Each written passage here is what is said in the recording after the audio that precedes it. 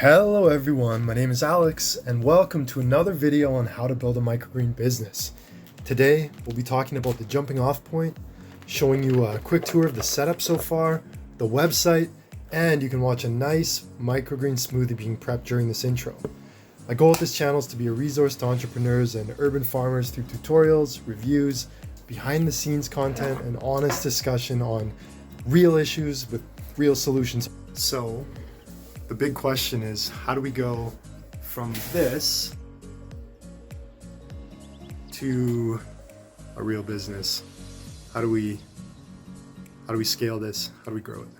If you find this journey interesting, tell a friend, leave a comment, let me know what you want to see, and maybe even subscribe. Okay, so here's what we're starting with. We've got a bunch of different trays. So we've got some 2-inch, some 1-inch, and then some of them are solid.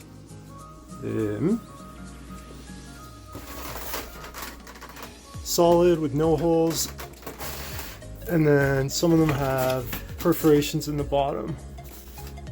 And so when we're growing, throw the solid one down. And then the perforated one goes inside. Experimented with the 2-inch ones and the 1-inch ones. The 1-inch ones are way better. They take a little bit less, you don't have to fill the 2-inch ones all the way up, but the 1-inch ones take a bit less dirt. But the big thing is when you're harvesting, it's way easier because your scissors, if you only put 1 inch of soil in the 2-inch trays, you've got this, you got to get your knife or your scissors down in there. So the other thing we've got to start with are these shelves. They're Seville classics. They're great shelves. I've got 2 of them. There's a 24-inch one in the back, 24 inches deep, and then this one's 18 inches. The 10 by 20 trays, they fit great. They just kind of sit on these rails on either end, but yeah, it works perfect. And then I've got kind of some crappy soil that was sitting around at the hardware store in the parking lot, so I bought a bunch of these sort of peat moss things, and I've been mixing in my own compost, and then a few of these concrete bricks to weigh the trays down. So when we're growing them, throw the seeds on the soil, get the water in there, and then put the weight on top, and the weight gives you really good seed to soil contact. It pushes those seeds down into the soil, and then just stack the trays. And doing it this way also keeps tons of moisture in there, so everything germinates good. Let me show you the website.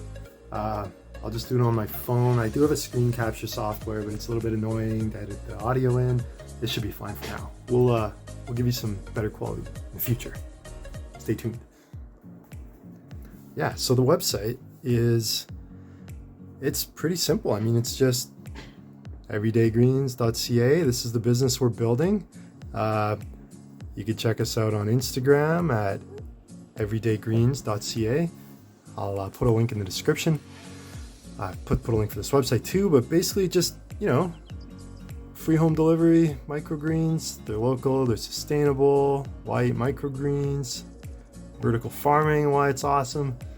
And then just a quick walkthrough. People really like to know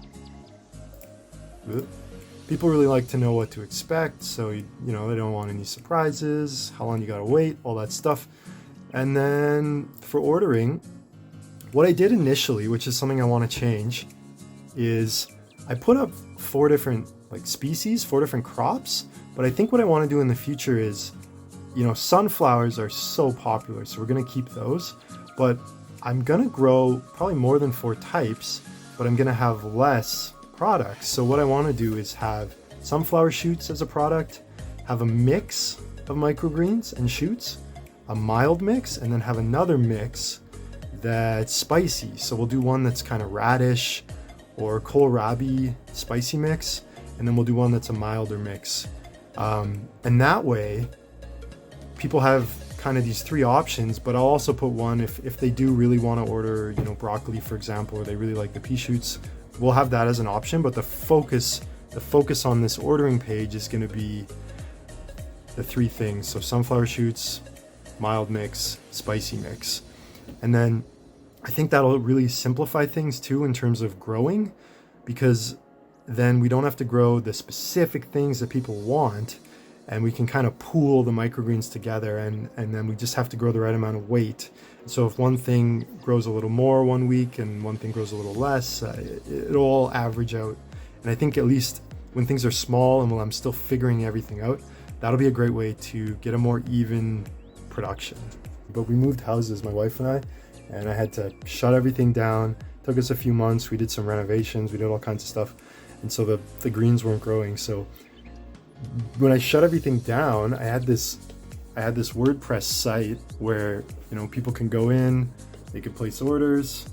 And when I shut down the store, I shut down the site. But what I didn't realize is that someone had placed an order right as I shut down.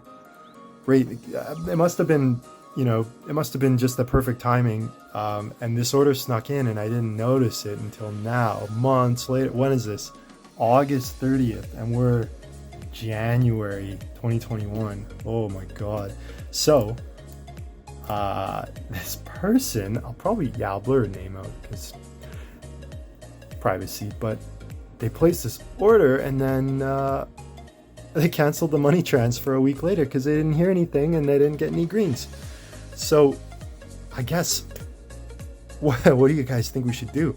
I'm going to reach out. I'm going to offer them something, you know, because this is a person who somehow found me and placed an order, and this could be a good customer, but also the word of mouth. Like if they're telling everyone, man, don't buy from this guy, he doesn't give you microgreens. What do you guys think we should do? Let me know in the comments below. That's a bit of a yikers. Bit of a yikers.